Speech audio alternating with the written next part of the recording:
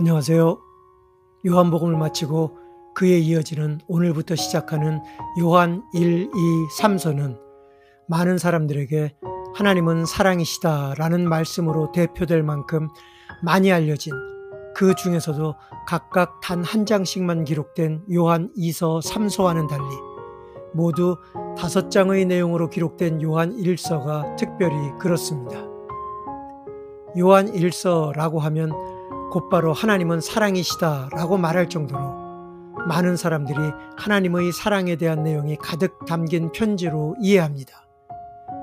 이것을 생각하고 우리가 머릿속에 떠올리며 상상하게 되는 요한 1서의 그림은 하나님의 사랑으로 온통 채색되어 있는 아주 따뜻하고 포근한, 우리를 향한 하나님의 풍성한 위로와 사랑과 격려의 말씀들로 가득 채워져 있을 것으로 우리의 머릿속에 그려집니다. 요한 1서에는 분명히 하나님은 사랑이시다라는 아주 중요한 주제를 기록하게 하신 것이 맞습니다. 그런데 우리가 여기서 반드시 던져야 하는 아주 중요한 질문이 있습니다. 그것이 무엇이냐면 어떤 맥락 속에서 이런 말씀을 하셨느냐라는 것입니다. 그러니까 앞뒤에 무슨 말씀을 하시는 가운데 하나님은 사랑이시다라는 말씀을 하셨느냐는 것입니다. 이것이 왜 그렇게 중요하냐면 우리가 그것이 말이든 글이든 앞뒤의 맥락을 싹둑 잘라버리고 한두 마디만, 한두 문장만 따로 떼어내어 그 한 부분만 확대 해석하는 것은 원래 그 말을, 원래 그 글을 쓴 사람의 진짜 의도와는 전혀 상관없는 오해와 왜곡 속으로 너무도 쉽게 빠져들어가는 지름길이기 때문입니다. 그래서 우리가 던지게 되는 질문인, 그러면 원래 그 사람이 하려고 했던 그 말의 진짜 의도가 뭐지? 이 글에서 진짜로 이 글의 저자가 원래 하려고 했던 저자의 진짜 의도가 뭐지? 라는 질문에 대한 답은 원래 했던 그 말을, 원래 그 글의 앞뒤를 꼼꼼히 살피며 그 말이나 그 글 전체에 흐르는 맥락을 찾는 것에 달려 있습니다. 이것은 하나님께서 올바른 소통을 위해 인간에게 주신 말과 글이라는 언어에 담아 놓으신 기본적인 원칙과 공통의 법칙이기 때문입니다. 그러므로 우리는 하나님께서 성령의 감동으로 이 요한 1서라는 편지를 써 보내게 하시며 하나님은 사랑이시다라는 중요한 주제를 구체적으로 앞뒤에 무슨 말씀을 하시다가 이 말씀을 기록하게 하신 것인지, 즉 그 앞뒤의 맥락이 무엇인지를 하나님께서 본문에 기록해 놓으신 명확한 단서들을 찾고 그 본문 속의 단서들을 근거로 각 내용들이 어떻게 서로 연결되는지, 그래서 하나님께서 요한 1서 전체를 기록하게 하실 때 어떤 맥락 속에서 기록하게 하신 것인지 그 맥락을 발견하고, 바로 그 맥락 속에서 요한 1서에서 하나님께서 우리에게 나타내 보이시며 말씀하시려는 그 원래의 뜻을 기록하신 의도와 목적 그대로 우리가 보고 듣고 읽을 수 있도록 그 첫 출발인 요한 1서의 본문 관찰을 이제 본격적으로 시작합니다. 요한 2서, 3서와 달리 요한 1서의 수신자가 언급되지 않은 것으로 보아 아마도 모든 초대교회와 신자들에게 공통적으로 받아 읽혀졌던 것으로 보이는 이 요한 1서를 시작하는 첫 내용인 1장 1절부터 3절은 요한복음을 기억하고 있는 사람이라면 이게 뭐야? 이거 요한복음 1장 1절부터 18절에서 다 하셨던 말씀인데? 라는 반응을 보일 수밖에 없습니다. 왜 그렇습니까? 요한 1서 1장 1절의 말씀부터 이렇게 기록하고 있기 때문입니다. 태초부터 있는 생명의 말씀에 관하여는 우리가 들은 바요, 눈으로 본 바요, 주목하고 우리 손으로 만진 바라 라고, 태초부터 있는 생명의 말씀, 즉 요한복음 1장 1절에 분명히 말씀하신 태초에 말씀이 계시니라 라는 말씀을 거의 그대로 옮겨놓은 말씀이라는 사실입니다.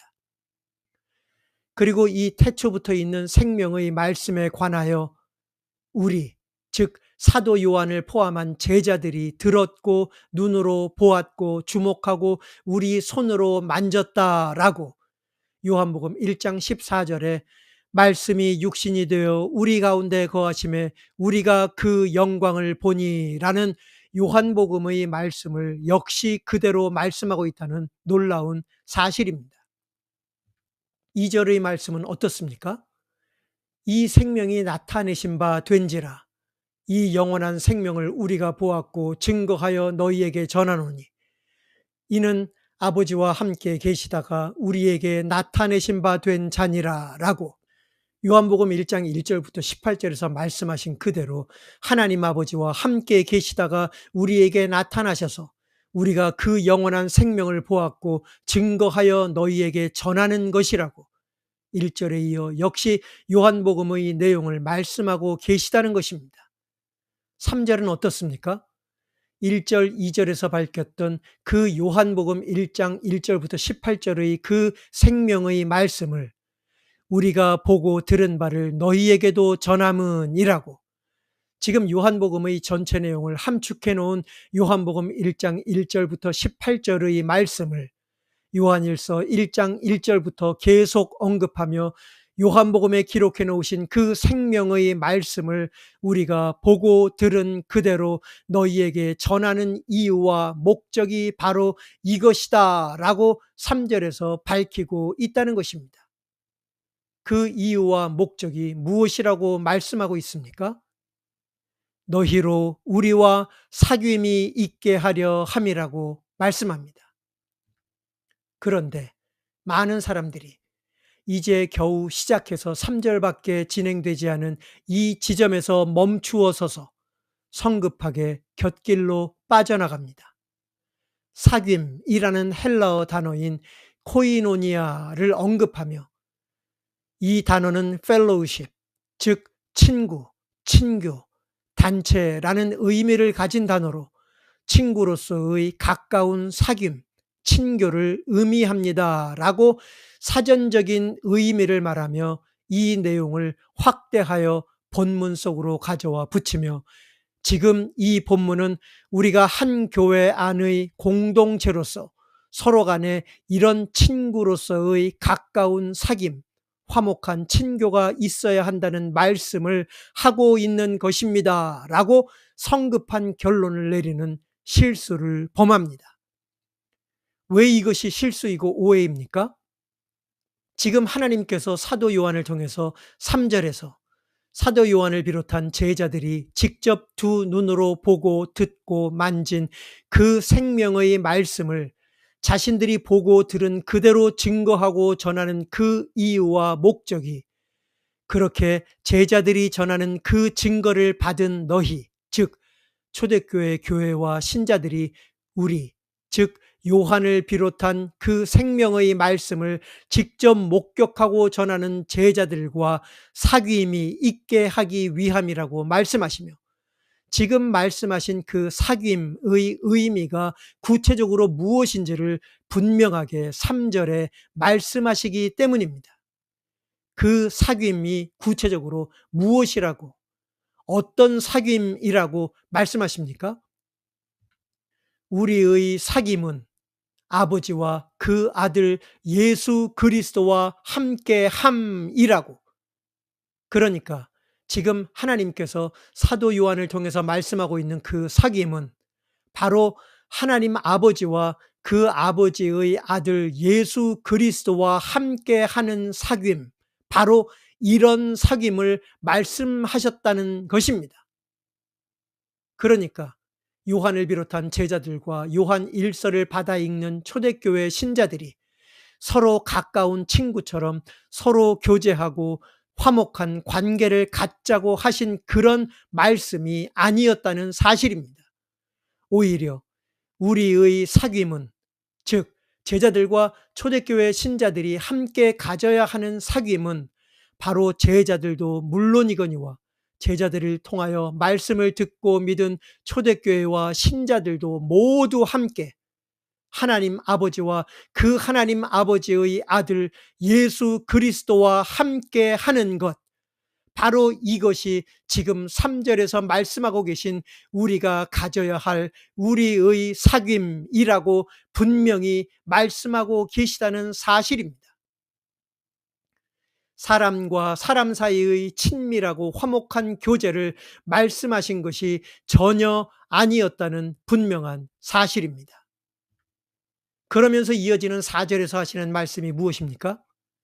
우리가 이것을 쓰면 우리의 기쁨이 충만케 하려 함이로라 라고, 지금 사도 요한을 비롯한 제자들이 자신들이 보고 듣고 만졌던 바로 그 태초부터 아버지와 함께 계셨던 그 생명의 말씀, 육신을 입고 이 세상에 오신 바로 그 생명의 말씀을 자신들이 직접 보고 듣고 목격한 그대로 전하며 증거하는 이유가, 그리고 이러한 내용을 다시 요한 1서를 통하여 전하고 있는 그 목적이 바로 이러한 사귐이 있게 하려 함이요, 이렇게 제자들이 전하며 증거한 생명의 말씀을 듣고 또 이렇게 요한 1서를 통하여 전하며 증거하는 말씀을 듣는 초대교회와 신자들이 하나님 아버지와 그 아들 예수 그리스도와 함께하는 바로 그런 사귐의 결과가 일어나는 것을 보며, 이런 생명의 말씀을 전하며 증거하는 요한을 비롯한 사역자들인 제자들의 기쁨이 충만케 하려 함이라는 것입니다. 오늘날 이와 똑같은 생명의 말씀을 증거하며 외치는 오늘날 저와 같은 사역자들의 사역의 목적과 기대하는 결과가 무엇이어야 하는지, 그 사역자들이 전하는 말씀을 듣고 믿는 교회와 신자들에게 일어나야 하는 결과가 무엇이어야 하는지에 대하여, 그래서 사역자들이 정말 무엇으로 인한 기쁨이 충만해야 하는지에 대하여 심각하고 진지하게 돌아보게 하는 말씀입니다. 그러면서 이어지는 5절에서도 역시 1절부터 계속 이어지는 같은 맥락으로 말씀을 이어갑니다. 뭐라고 말씀하십니까? 우리가 저에게서 듣고 너희에게 전하는 소식이 이것이니 라고, 바로 직전의 9절인 4절에서 이 요한 1서를 쓰는 목적을 밝힌 후에 5절에서는 방금 밝힌 그 목적을 이루기 위해 우리가 태초부터 계신 그 생명의 말씀인 예수 그리스도로부터 듣고 너희에게 전하는 소식이 바로 이것이다 라고, 이제 요한 1서의 본론으로 들어가려는 그 서막을 밝히고 있다는 것입니다. 즉 요한 1서를 통하여 이제 진짜 증거하며 전하려는 그 말씀이 우리가 예수님으로부터 직접 듣고 이 요한 1서를 통하여 전하려는 그 말씀이 바로 이것이다 라고, 그 말씀을 이제 드디어 시작하는 것입니다. 그 말씀이 무엇이라고 말합니까? 바로 곧 하나님은 빛이시라 그에게는 어두움이 조금도 없으시니라 라는 말씀입니다. 그런데 이 말씀에 계속 이어지는 6절부터 10절까지의 말씀은 놀랍게도 5개의 구절 모두에 똑같은 구조를 반복 사용하여 기록하게 하셨다는 놀라운 사실입니다. 하나님은 빛이시라 그에게는 어두움이 조금도 없으시니라 라는 5절의 대전제 밑에 만일이라는 조건절의 문장과 그 조건에 따른 결과절이라는 똑같은 형식으로 각각 6절, 7절, 8절, 9절, 10절에 반복적으로 기록하게 하셨다는 것입니다. 그러므로 하나님께서 이렇게 본문의 내용에 특별한 의도를 가지고 구성하여 기록하게 하신 그 말씀 그대로 우리는 6절부터 10절에 매절 반복된 조건절과 결과절 모두가 공통적으로 함께 매달려 있는 유일한 대전제인 5절의 말씀, 하나님은 빛이시라 그에게는 어두움이 조금도 없으시니라 라는 이 말씀과 하나의 덩어리로 보아야 한다는 사실을 명심해야 합니다. 그래서 우리가 하나의 덩어리로 보도록 이렇게 분명한 특징들을 반복 사용하여 기록하게 하신 이 말씀에서 한두 가지의 부분만을 떼어내어 확대 해석하려는 우리의 잘못된 습관 속으로 빠져 들어가려는 실수를 범해서는 안 됩니다. 그러므로 5절의 그 대전제를 명심하고 그 대전제에 함께 매달려 있는 5개의 조건절과 5개의 결과절을 직접 함께 살펴보도록 하겠습니다. 먼저 6절과 7절은 서로 반대되는 경우를 대조하여 말씀하고 있다는 사실을 알 수 있습니다. 6절에서는 만일 우리가 라고 말씀하며 5절에서 말씀하는 어두움이 조금도 없으신 빛이신 바로 그 하나님과 사귐이 있다라고 입으로 말은 하는데 그 말과는 달리 정작 어두운 가운데 걸어가고 있다면 우리가 하나님과 사귐이 있다라고 말한 그것은 거짓말을 한 것이며 진리를 행치 않는 것이라고 분명히 말씀합니다.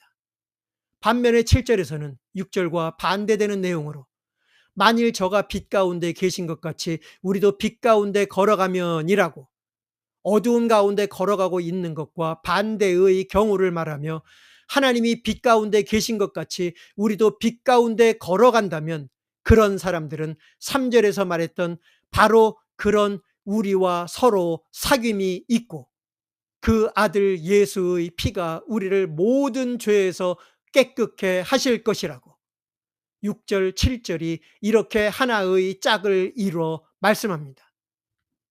그런데 또 놀랍게도 8절, 9절, 10절을 보면 각각의 조건절에 죄 혹은 범죄라는 공통적인 말이 등장하는 것을 보게 됩니다. 먼저 8절과 9절을 보면 놀랍게도 6절, 7절에서 보았던 것과 같이 8절, 9절도 서로 반대되는 경우를 말씀하고 있는 것을 보게 됩니다. 8절에서 만일 우리가 죄 없다라고 말한다면 스스로 속이고 또 진리가 우리 속에 있지 아니할 것이라고 말씀한 반면에 9절에서는 8절과 반대로 만일 우리가 우리 죄를 자백하면이라고 8절과 반대되는 경우를 말하며 이렇게 우리는 죄 없다라는 거짓말을 하는 것이 아니라 우리는 죄가 있다라고 인정하며 우리의 죄를 자백하면 그러면 저는 미쁘시고 의로우사 우리 죄를 사하시며 모든 불의에서 우리를 깨끗게 하실 것이라고 말씀합니다. 그리고 마지막 10절은 새로운 내용이 아니라 다시 8절의 조건절의 내용을 거의 그대로 다시 반복하여 말합니다. 만일 우리가 범죄하지 아니하였다라고 말한다면 이라고 8절의 내용을 거의 그대로 다시 반복하며 역시 그에 따른 결과절도 거의 그대로 다시 반복하여 말씀하십니다. 8절에서는 스스로 속이고 또 진리가 우리 속에 있지 아니할 것이라고 결과절을 말씀하셨는데 10절에서도 거의 그대로 하나님을 거짓말하는 자로 만드는 것이니 또한 그의 말씀이 우리 속에 있지 아니하니라 라고 이렇게 5절에서 본론의 서막을 알리는 대전제를 시작으로 그 밑에 5개의 조건절과 5개의 결과절을 이렇게 하나로 묶어서 하나의 덩어리로 말씀하신 내용으로 요한일서 1장은 끝이 납니다. 여러분 어떠십니까? 5절부터 10절에서 이렇게 분명한 구조를 가지고 한 개의 큰 덩어리로 기록하게 하신 이 말씀이 구체적으로 무슨 말씀을 하시는 것인지 이해가 쉽게 되셨습니까? 아마 이해하기가 거의 불가능하셨을 겁니다. 그런데 그런 반응은 아주 당연할 수밖에 없습니다. 왜 그렇습니까? 5절부터 10절의 말씀들 대부분이 지극히 추상적인 말씀들이기 때문입니다.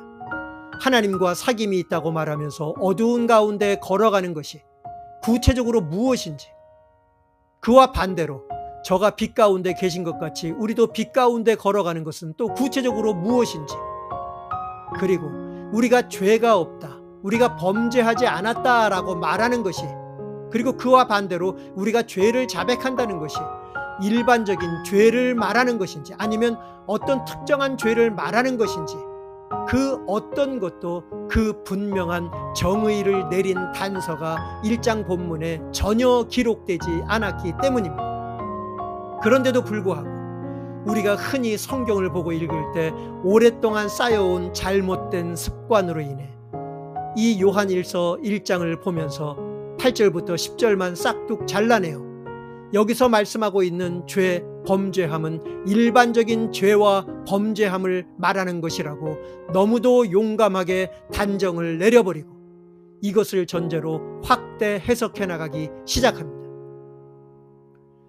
그런데 만약 하나님께서 여기서 말씀하고 있는 죄, 범죄함이 이렇게 일반적인 죄, 범죄함이 아니라 만약 특정한 죄, 범죄함에 대하여 말씀하신 것이었다면 어떨까요?